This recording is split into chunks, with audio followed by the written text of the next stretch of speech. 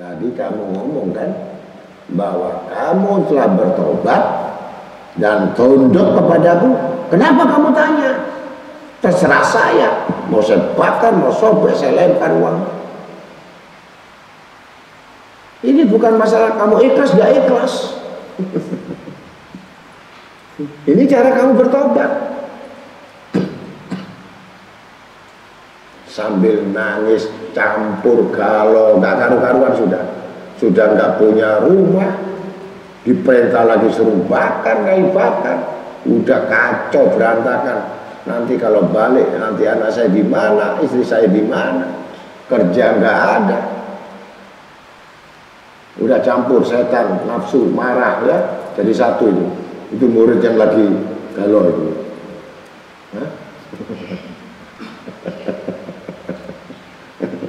Diketawain sama Syekh Abu Bakar bin Salim. Berangkat cepat, nanti sampai kehabisan. Hari berapa itu? Bayangkan habiskan uang 150 juta dan kayu bakar malam-malam gimana? Beli sana ada satu truk, sana dua truk, situ ini sana, akhirnya di hutan sampai ke atas bukit. Oh di atas bukit, langsung dibakar, nangis dia. Pokoknya jangan pulang sampai itu api berhenti, baru kamu pulang. Dari jam 12 itu sudah mulai dibakar, setengah 12 sampai pagi jam 6 baru habis. Gitu. Akhirnya orang-orang desa itu keluar semua melihat itu, marah sama dia. Kenapa ini? Kamu bakar hutan, kamu bakar begitu ini. Kau bakar habis ini. Siapa yang perintah kamu? Apa kamu punya maksud? Kata si orang-orang tadi yang nggak ngerti tadi. Saya diperintah sama Syekh Abu Bakar bin Salim. Kalau gitu gurumu juga gila. Kamu gila. Ngapain kamu bakar-bakar di atas? Saya nggak tahu. Saya hanya ngaji taat. Akhirnya pulang sudah. Berantem dulu tapi sudah habis, tapi sudah nyala. Turun. Habis subuh udah sampai ketemu guru. Baca lagi wirid. Jadi nggak tanya, guru sudah ini mana hasilnya, kan gitu biasanya. Kalau orang tuh biasanya kan minta instan, udah gini harus instan. Akhirnya apa? Suruh wirid lagi, bengkak nangis lagi, nasibku, nasibku. Jadi wiridnya nasibku, nasibku, sudah kacau berantakan sudah. Gitu. Akhirnya suatu hari didatangi sama polisi. Siapa itu yang bakar hutan di atas itu? Polisi datang, hukum. Kamu dicari. Oh, yang bakar itu muridnya saya Bakar bin Salim. Gitu. Panggil. Gemeter, kenapa? Gara-gara kamu bakar itu, untung hutan tidak terbakar. Maka hukumannya penjara 15 tahun. Bayangkan sudah ketimpa tangga, ya, jatuh kena cat, masuk got. Gemeter, sudah putus asa, sudah bagaimana? Kamu tahu itu pelanggaran. Itu untung tidak sampai membakar hutan yang lain, karena di atas bukit. Bagaimana kalau itu masuk? Tapi kamu sudah melanggar, maka tidak lain kamu harus masuk di kurungan 15 tahun. Sekarang masukkan. Siapa guru kamu? Syekh Abu Bakar bin Salim. Sudah, masukkan. Hebatnya Allah menguji seseorang untuk hanya menghilangkan egonya itu. Ini ujian. Jangan mengatakan kamu beriman takwa, tidak aku uji kamu sampai menghilangkan akumu. Nah kalau itu gak ada akunya lagi, udah dikerangkeng gimana? Hah? Ketemu istrinya enggak, ketemu anaknya enggak, harta habis, rumah gak punya, udah ngaji perintah guru di penjara, gimana ini? Kapan saya bisa bayar utang? Karena volumenya 200M, permintaannya besar. Akhirnya masuk. Satu hari nangis terus dia. Wirid sembahyang terus yang biasanya nggak kuat. Sembahyang terus nangis sembahyang terus. Gitu. Akhirnya kamu tahu ini sandiwara semua. Ketika itu adalah Raja melihat bertanya kepada polisi tadi, siapakah yang bakar ya api yang di atas bukit itu? Ketika itu aku telah berlayar membawa ya upeti dari kerajaan itu, satu kapal itu isinya emas. Karena gelap gulita dan hujan dan ini gelap, tidak tahu di mana pinggir pantai itu. Saya lihat api di atas bukit itu. Maka kapal ini akhirnya bersandar. Maka aku berjanji akan kuberikan setengah kapal ini, harta ini kepada orang yang membakar api itu. Maka laporlah sama polisi itu. Tapi jangan katakan dulu. Gitu. Sedangkan kepala polisi itu adalah muridnya Abu Bakar bin Salim. Ketika sudah satu hari stres, langsung dikeluarkan. Tapi sudah stres. Itu hikmah. Hanya menghilangkan sombongmu itu, menghilangkan akumu itu. Enak benar kamu mau menerima kekayaan itu. Tapi kuhancurkan dulu kamu, kata Allah. Kuhinakan dulu kamu, kuludeskan kamu sampai hilang keinginanmu terhadap dunia lagi. Karena sudah putus asa. Lebih baik sudah mati saja. Jadi nggak mudeng bahwa itu hadiah dari raja itu, pikirannya udah blank. Nggak ingat lagi utangnya, nggak ingat istrinya, nggak ingat anaknya, karena udah putus asa. Udah parah. Akhirnya datanglah raja itu, ya, yang punya kapal satu emas itu, punya emas satu kapal itu, bersama aparat polisian itu, langsung datang ke rumah Abu Bakar bin Salim minta izin agar saya memberikan emas itu setengah, berarti sekitar berapa ton lantak emas. Kata Abu Bakar bin Salim, saya nggak ikut-ikut. Kasihkan dia, yang bakar dia bukan saya. Tapi kan Tuhan yang merintahkan. Loh kan saya cuma saya nggak ikut apa. Yang bakar kan ini. Sampai tanya yang bakar siapa dia kan. Saya nggak gerak sama sekali. Ya Mas Abu Bakar bin Salim dengan emas yang sekarang. Karena sudah tahu jawabannya. Kalau nggak ada tahu jawabannya, dia nggak tahu itu api di atas untuk siapa kan.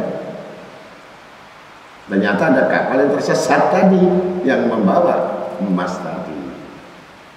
Tapi bersangkutan dengan manusia ini yang sangat kuat, dia kebanggaan pada dirinya sampai terhina supaya kembali lagi. Setelah dia mendapatkan itu, berubah total sama sekali.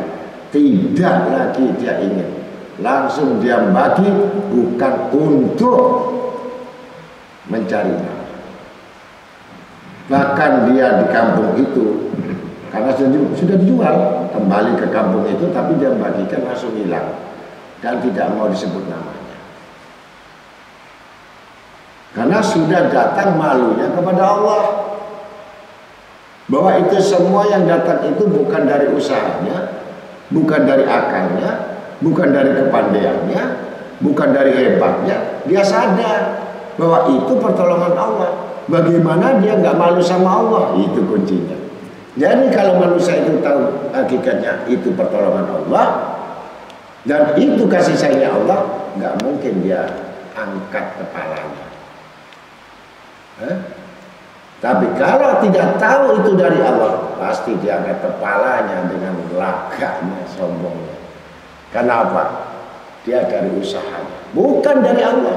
Kalau dari Allah tadi seperti itu. Tahu betul dari mana uang habis dibakar, anak istri bisa dapat langsung, umpamanya kerja 100 tahun yang dapat satu kintal emas. Ini setengah kapal. Dibagikan langsung pindah, langsung dia kumpulkan anak yatim, dia bikin masjid, dan itu pun sampai tidak mau disebut namanya. Kemudian dia lari lagi ke Syekh Abu Bakar bin Salim, mengaji terus, tidak memikirkan hartanya itu. Dia tahu sumber rezeki adalah Allah. Diserahkan sama dari keluarganya semua, dibagi semua. Bahkan itu saya tahu, saya telah mengalami hal itu, tidak membahagiakan saya. Bahkan harta itu menghukum saya, bahkan mempermainkan saya, dan menjatuhkan martabat saya, dan menghinakan saya. Sejak itu beliaunya langsung beramal, beribadah, segala tidak mau disebut namanya. Karena tahu dia malu kepada Allah, maka dia tidak unjuk gigi, tidak unjuk kepalanya. Malu karena semata-mata adalah pertolongan Allah. Akhirnya dia tahu bahwa dunia ini ternyata permainan saja.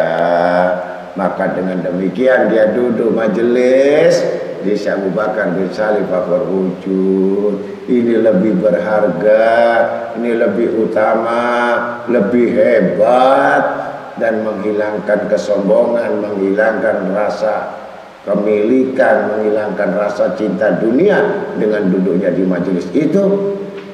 Itulah orang-orang yang dari awalnya yang tidak mengerti dari kebodohan-kebodohan itu, sehingga mengetahui bahwa itu semua sebentar Allah ngambil. Dengan harta sebentar, buat miskin sebentar, buat kaya sebentar. Maka berpeganglah tali kepada Allah, sehingga kuatlah tali kepada Allah. Apa artinya yang terlepas di tangan kita di dunia ini? Di situ sampai akhir hayat. Disitulah satu riwayat menceritakan tentang karomah dari Syekh Abu Bakar bin Salim Fakhr Wujud, yang sebelum kejadiannya sudah mengetahui bahwa orang ini membayar hutang bukan hanya dengan uang, dengan usaha akal mereka, tapi dengan pertolongan Allah. Nggak sampai 1 karung emas sudah bisa membayar hutangnya. Sisanya kemudian buat yang lain-lain.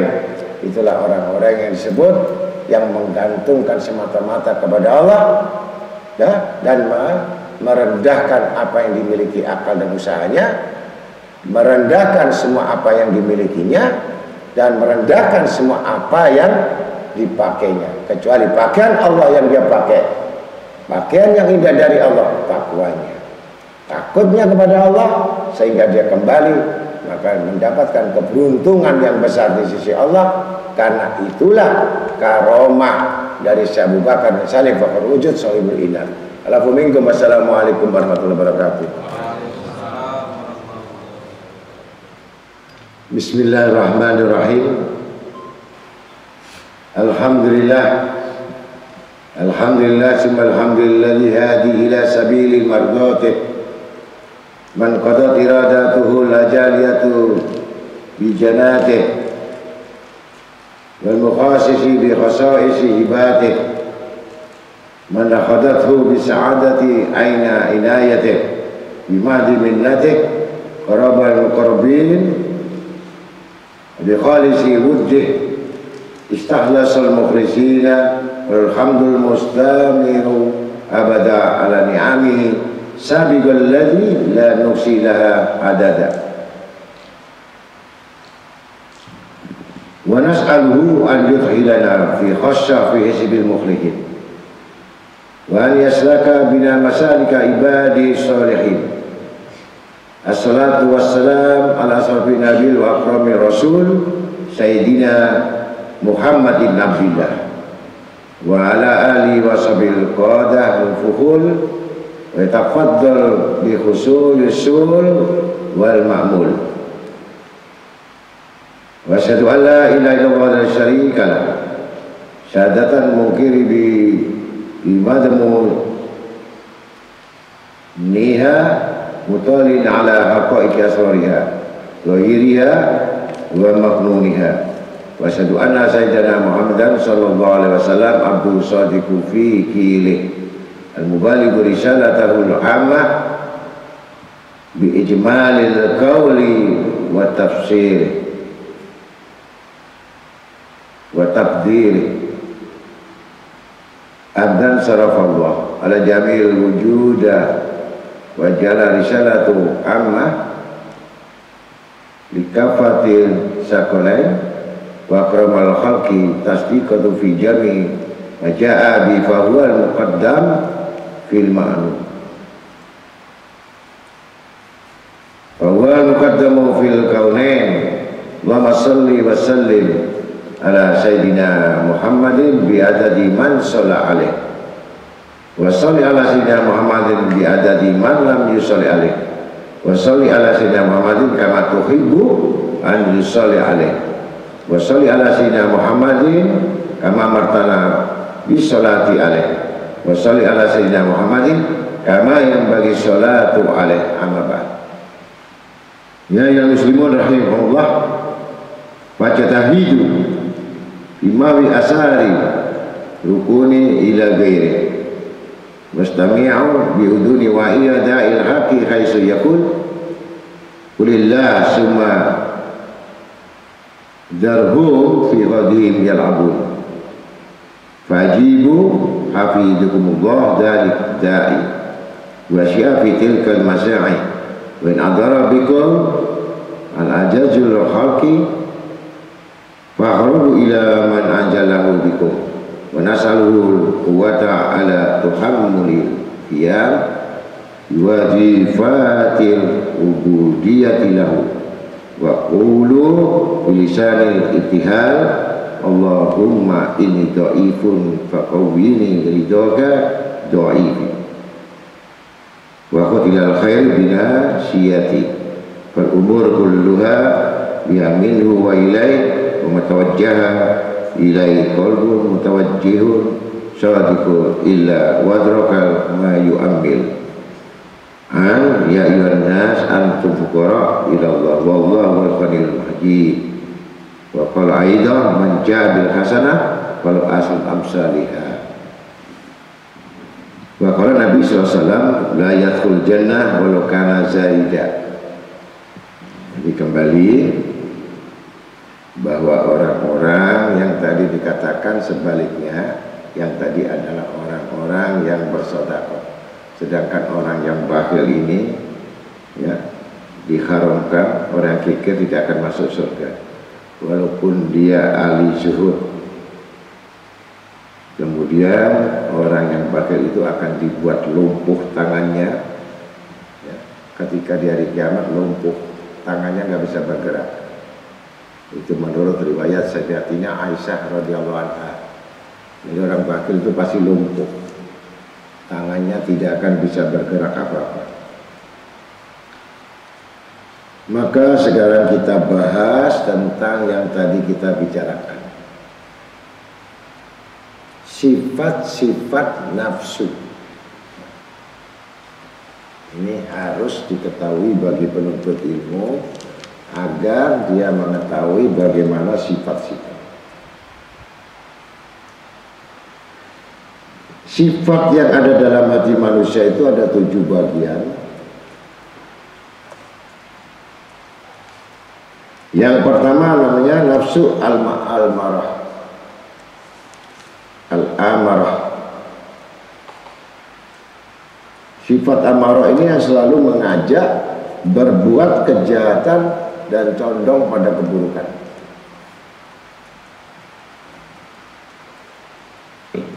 Yang kedua sifat al-wamah,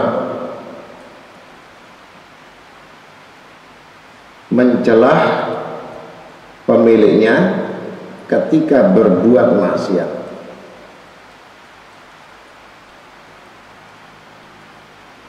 Yang ketiga nafsu mulhamah, yang membedakan antara bisikan malaikat atau bisikan setan. Ini disebut mulhamah. Keempat nafsu mutmainnah, yang menyuruh dalam kebaikan. Ini permainannya.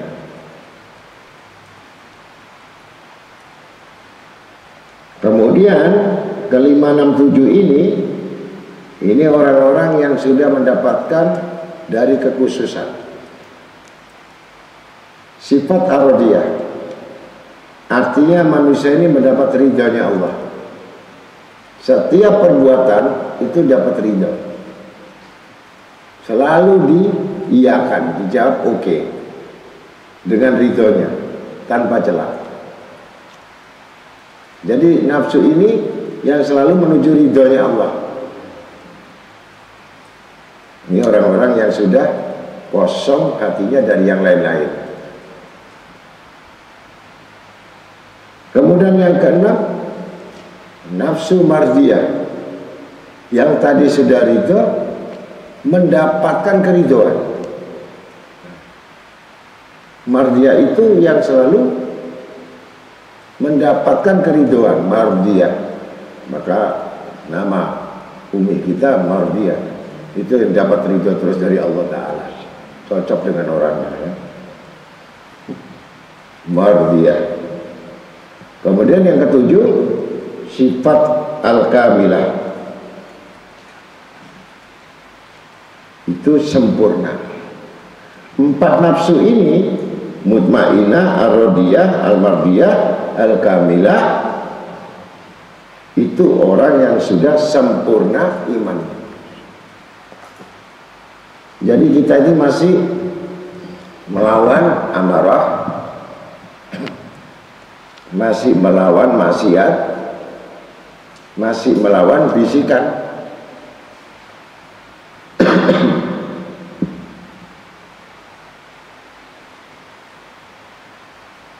Jadi kalau kita sudah dapat yang nomor 4 saja, mutmainah, dorongan yang kuat itu menuju kebaikan, ya, itu dalam ilmu tarekat itu mutmainah ini adalah jalan tempuh, sulukiyah. Suluk artinya menempuh. Jadi rintangan apapun, jalan rintangan apapun, sulitnya apapun, ya nggak ada keraguan lagi. Karena mutmainah jaminan pasti menuju kebaikan. Jadi condongnya cuma kebaikan aja. Itu mutmainah. Selain itu bukan mutmainah, itu mulhamah. Kuat malaikat atau keluar bisikan setan. Kebaikan dapat dari setan, penghalang kebaikan berarti setan. Itu saja. Maka dalam kitab As-Sa'ir was-Suluk karangan Habib Hasan bin Shalih Al-Bahri yang diamalkan secara tepat oleh Habib Abu Bakar bin Abdul Al-Atas berkata, ajahalun nas man taraka yakin ma indau lidonin nas fihi. Orang yang paling bodoh adalah orang yang meninggalkan pengetahuannya tentang hal mengenal tentang dirinya. Ini orang bodoh yang tidak mengetahui kekurangan pada dirinya, kelemahan pada dirinya, dan kebodohan pada dirinya, ya, dan kekerasan hatinya. Ini tidak diketahui. Ini orang bodoh dan hanya mengikuti prasangka, ya, prasangka atau katanya orang lain. Nah, tertipu.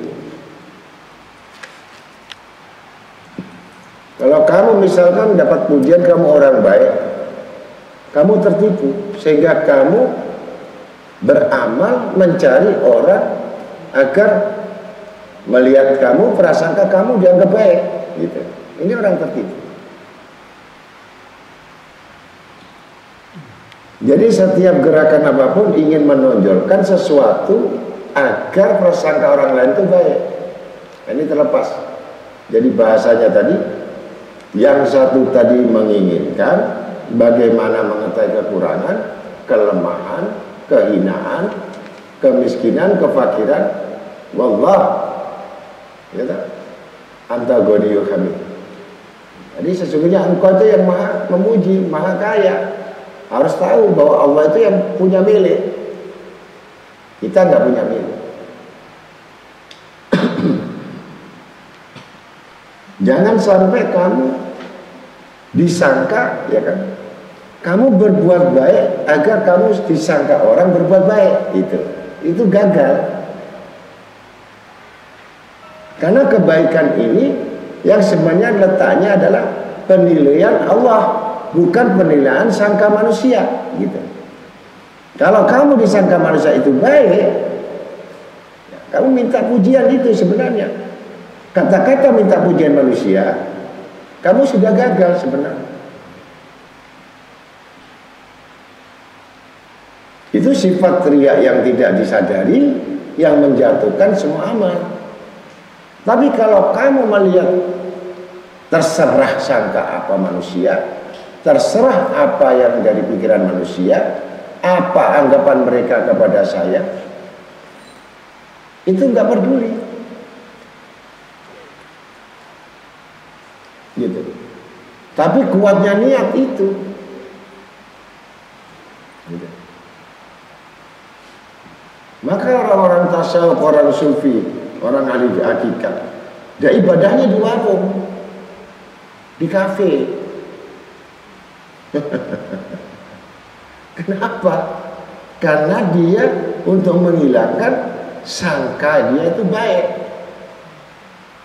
Itu ibadahnya orang sufi. Karena dia tidak ingin diketahui bahwa dirinya itu yang memiliki vertikal dengan Tuhannya. Gitu. Kalau orang bersyariat, dia menjaga di lingkungannya itu supaya selamat. Selamat apa? Dari perbuatan maksiat. Karena dia belum siap untuk menolak maksiat, gitu. Tapi orang sufi justru duduk di situ berkekalan dengan Tuhannya, ya, dan sekitarnya mendapatkan cahaya pengampunannya. Itu bedanya. Dan dia tidak butuh dari apapun pandangan dan sangka manusia, karena yang tahu dia. Kalau kita masuk di dalam kerumunan itu, maka kita jadi golongan mereka juga. Itu bedanya dengan orang sufi. Maka ada pepatah, hati-hati ada wali lewat. Dia nggak tahu dia wali. Ya itu dia hanya mengatakan wali itu kan katanya. Tidak akan tahu kalau itu wali. Hanya karena orang mengatakan dia wali, dia itu tahu wali, tapi nggak tahu buktinya wali. Gitu. Maka disitulah Allah berselimut dalam hukum syariat. Ngerti? Berselimut artinya menampakkan saja hukum-hukum yang sifat syariat. Hakikatnya dia berkekalan dengan Allah. Artinya vertikal. Bahkan yang di hadapannya buta dia melihat bahwa itu wali. Dan yang tahu pun ya sama-sama walinya. Kalau wali itu wali, maka dia mendekat kepada wali, baru dapat petunjuk wali. Tapi kalau kita kamu misalkan itu wali, itu kan katanya. Tidak bisa kita menerka wali.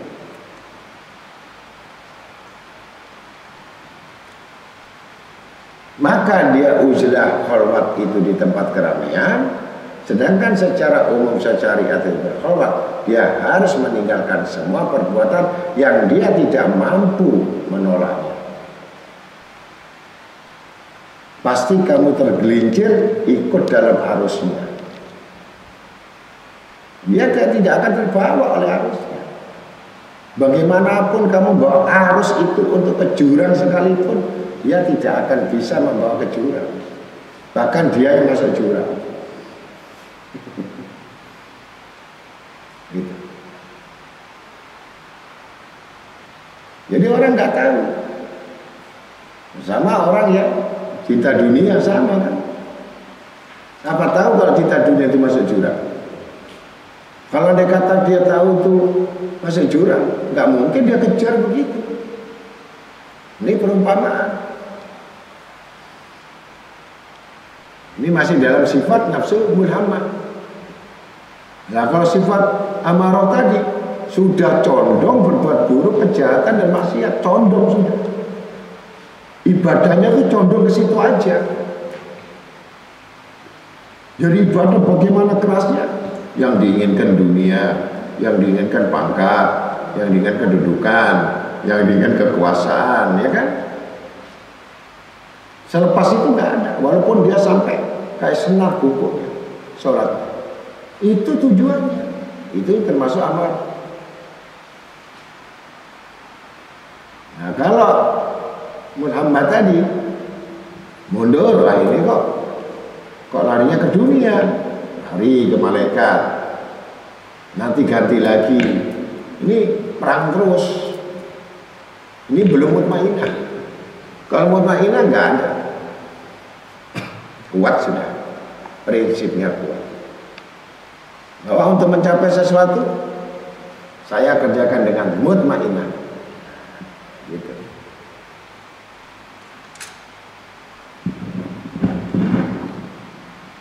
Itu gampang saja. Contoh sekarang perumpamaan. Kalau kita kasih tahu yang demikian, pasti orang juga ya kan cerita. Itu kan perumpamaan. Gitu. Kita kejar dunia itu, perumpamaan. Di depan tuh singa-singa yang berlari juga mendekati kamu, siap menerkam. Binatang buas. Nanti kamu di tengah, di belakangmu ada ular kobra yang mengejar kamu. Ular. Ya. Dorongan kamu sampai menginginkan itu kan ada dorongan. Anak istrimu fitnah, saudaramu fitnah, semua keluargamu fitnah, sehingga kamu meninggalkan akidah ini untuk memburu dapat dunia. Kalau enggak kamu dimakan oleh ular kobra. Akhirnya kamu tidak bisa ngambil pilihan. Itu kalau orang hatinya di dunia, itu dia lari mengejar untuk dapat dunia, pasti habis. Akhirnya orang ahli dunia itu berpikir dua bagian. Satu, kalau begitu aku menghindar ke kanan, karena di kanan itu ada pohon yang sangat tua. Maka dia tidak mengambil itu dunia, dia menghindari dunia, ya kan? Ular itu dunia, macan itu mangsa harimau, lari di atas pohon. Tapi pohon ini yang dekat jurang, untuk menyelamatkan dari singa dan ular. Hati-hati. Kalau hati sudah ada itu di dunia di situ, kamu nggak lari kemana-mana. Pasti nggak selamat. Akhirnya dia nggak turun-turun, ular kobra mendekat, singa mendekat di atas di bawah pohon.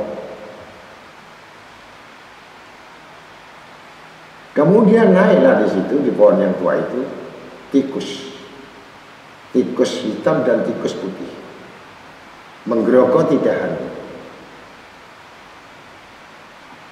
Lama-lama rapuh.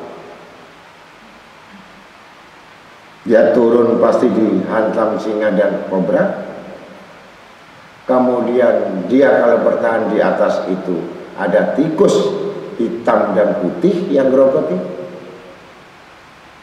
maka jatuhlah dahan itu karena sudah dimakan oleh tikus hitam dan putih. Akhirnya jatuh masuk jurang, mati.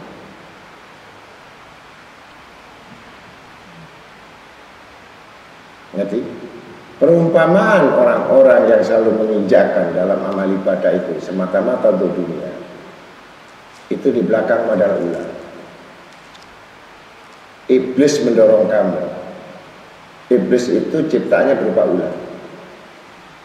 Kemudian yang di atas di depan itu singa adalah bentuk binatang buas, kerakusan dan keserakahan yang akan membunuhmu. Jadi sifat dunia nggak ada, qanaah itu nggak ada.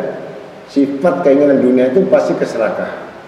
Dan keserakahan dan ketamakan itu adalah bentuk binatang buas yang siap membunuhmu dan siap menghapus amal-amalmu.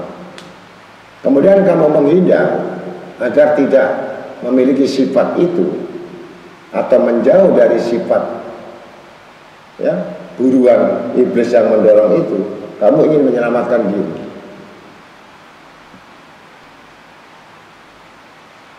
Di atas pohon. Jadi, yang artinya pohon ini adalah sisa umurmu. Yang sisa umurmu tinggal sebentar. Yang mana tikus putih dan hitam itu perumpamaan. Tikus putih itu adalah siang hari, tikus hitam adalah malam hari. Tiap malam kamu pikirkan, tiap siang hari kamu pikirkan, yang tidak lain itu hanya menggerogoti sisa umur. Tidak artinya siang kamu hanya melamun dan memikirkan bagaimana kamu mendapatkan harta, bagaimana kamu menginginkan itu, padahal kamu digerogoti dengan tikus yang warna putih. Itu siang hari.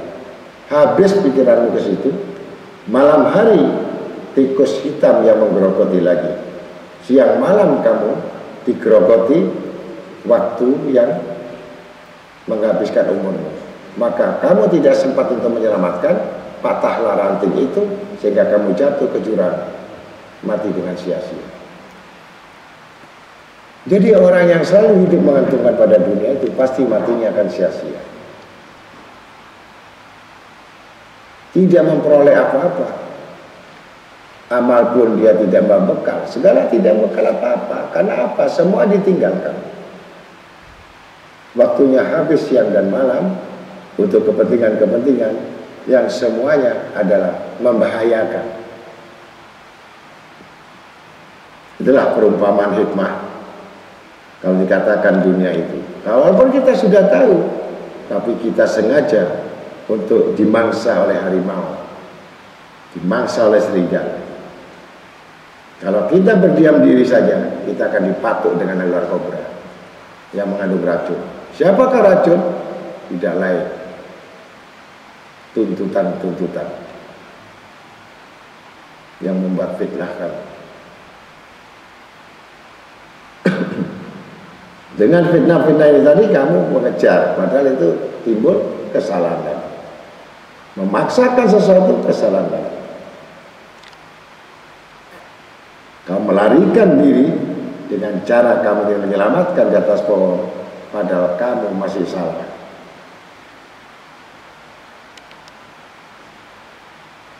Karena hati kamu masih menginginkan dunia itu, maka tidak selamat. Habislah riwayatmu, maka siapa yang cinta dunia itu, di hatinya tertancap itu, pasti matinya sul khotimah.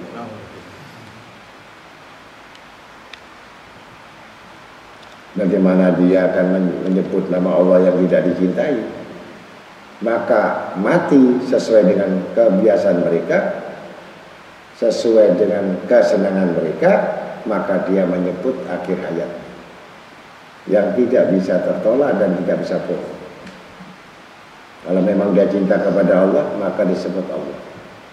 Kalau cinta pada Rasulullah, maka dia nyebut Rasulullah.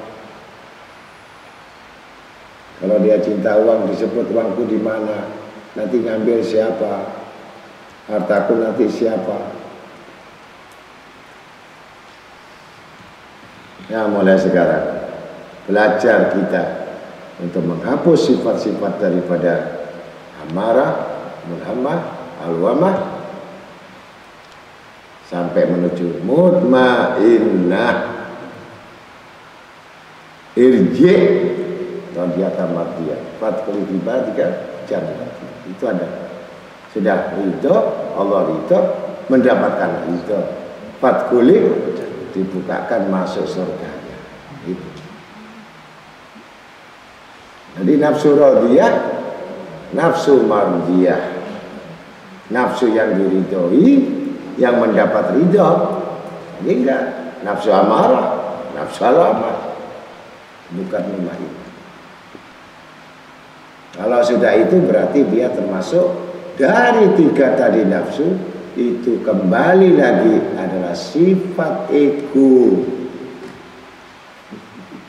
Amarah itu egonya. Baru 1 aja nggak hilang, dia gimana 7? 1 saja susah. Itu bisa 10 tahun, 15 tahun ibadah untuk menghilangkan egonya.